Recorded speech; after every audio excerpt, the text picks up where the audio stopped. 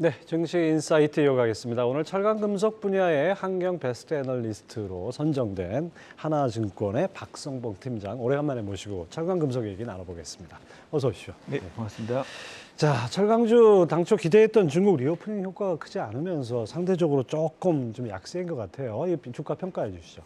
네, 뭐 저희 섹터가 좀 모멘텀으로 좀 올해 많이 움직였는데 특히 이제 뭐 3월달 전인데 이전에도 똑같이 부양책 기대감을 가졌다가 막상 뚜껑을 열어보니까 뭐 특별한 부양책이 없어가지고 좀 오히려 조정을 받았죠. 예. 이번에도 뭐 MLF 금리를 먼저 12p 내리고 예. 그리고 지방 정부가 이제 부동산 관련된 이제 주택 구매 제한 조치를 좀 추가적으로 풀어줄 거다라는 얘기들이 나오면서 기대감이 형성이 됐었는데 이제 지난주 LPR 금리가 실질적으로 이제 한 10bp 정도의 인하에 시장에서는 그치면서 15bp 정도 내릴 거로 봤는데요. 그렇죠. 좀 기대를 했었죠. 예, 근데 그러면서 조금 이제 실망을 좀 했던 것 같아요. 근데 뭐 주가는 생각보다 이렇게 크게 조정을 받지는 않았습니다. 네. 하여튼 뭐 중국 경기 부양이 있기는 있을 것 같은데 지금은 약간 좀 뜨뜻미지근한 그런 상태인데요. 어쨌든 간에 근데 팀장님께서 올 연말이나 내년 상반기까지 중국 철강 수요가 개선될 것이다 이렇게 보셨어요. 이건 어떤 배경에서 그런가요?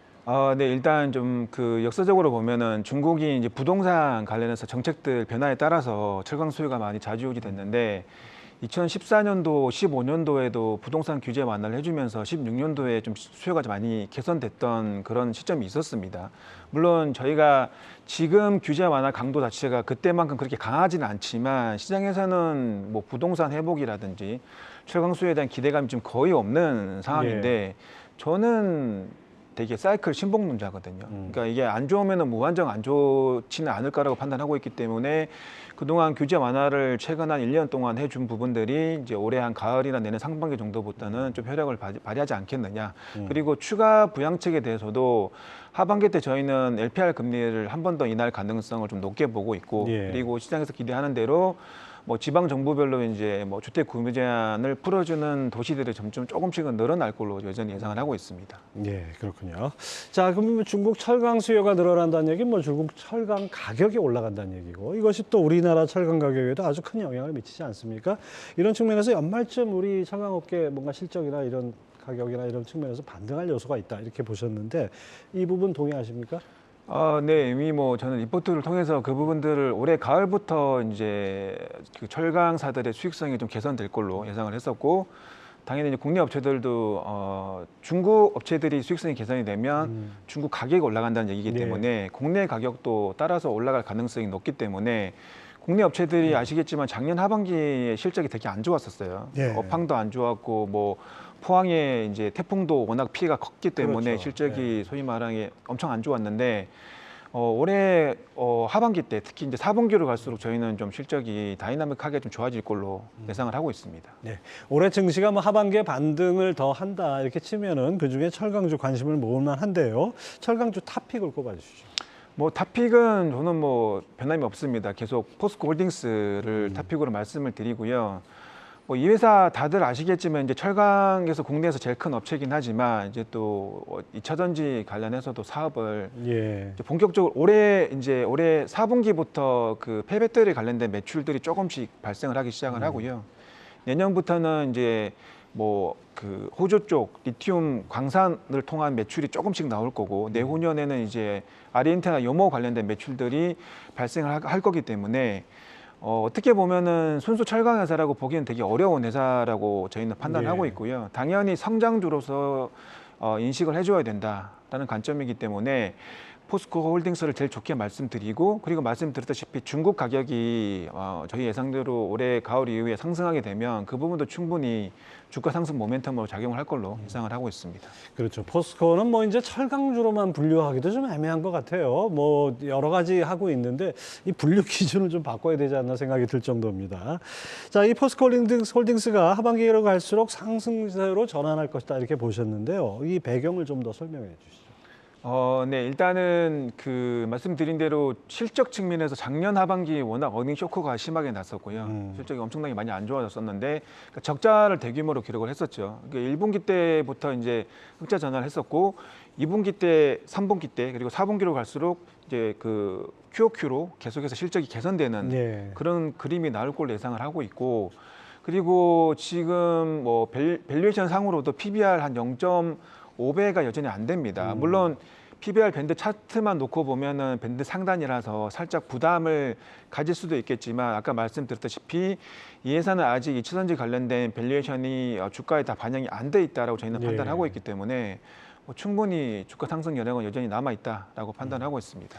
그 목표 주가하고 투자 전략은 어떻게 잡고 있습니까? 네, 목표 주가는 저희가 작년 11월 초에 이제 45만 원을 제시했던 걸 아직도 유지를 하고 있는데요. 근데 그때 45만 원 제시했던 목표 주가 제시했던 시점에 현재 주가는 거의 한 20만 원 후반이었습니다. 그래서 예. 업사이드가 거의 한 80%, 그러니까 엄청나게 높게 이제 목표 지금은 주가를 다 왔네요, 이제. 맞습니다. 근데 예. 그게 이제 제가 좀 지금 타이밍을 좀 보고 있고요. 뭐 제가 여기서 뭐 이 목표 주가를 올릴 거다 내릴 거다 말씀드릴 수는 없지만 아까 말씀드렸듯이 저는 중국을 좋게 보고 있기 때문에 뭐 중국 쪽에 변화가 나타난다라고 하면 뭐 목표 주가 조정 가능성도 충분히 있다라고 말씀을 드리겠습니다. 예. 아무튼 목표 주가 앞으로 어떻게 변동될지 지켜보시기 바라고요. 현대제철은 뭐 철강 업황 둔화에 주가 지지부진했지만은 포스코와 마찬가지로 하반기 수익성 개선을 전망하셨어요. 이거 좀 설명해 주시죠.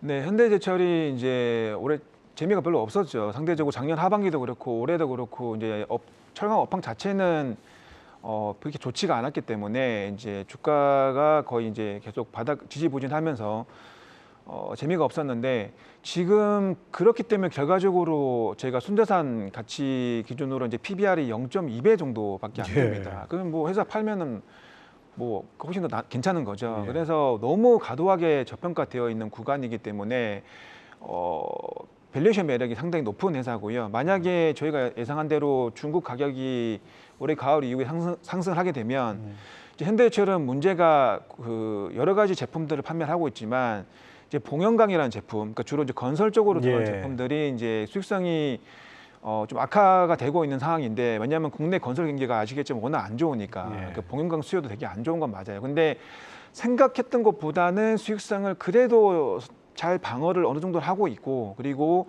만약에 중국 가격이 상승을 하게 되면 이 부분이 이제 국내 가격 상승으로 이어질 거기 때문에 이 부분도 수익성 개선을 충분히 기대해 볼 만하다라는 관점에서 추천을 드리고 있습니다.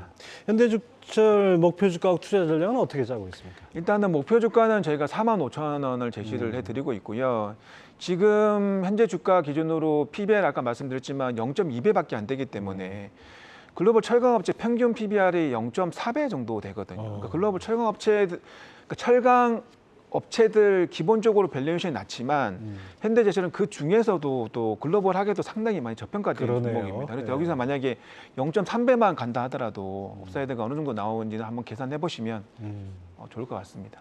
근데 이렇게 저평가된 게 이제 제대로 평가받기까지 뭔가 좀 모멘텀이 있긴 있어야 되겠죠. 실적이라든지. 맞습니다. 그 부분이 이제 중국 시장이 이제 살아나고 가격이 올라가 주면 그게 이제 모멘텀으로 작용을 할 걸로 예상을 하는 거죠.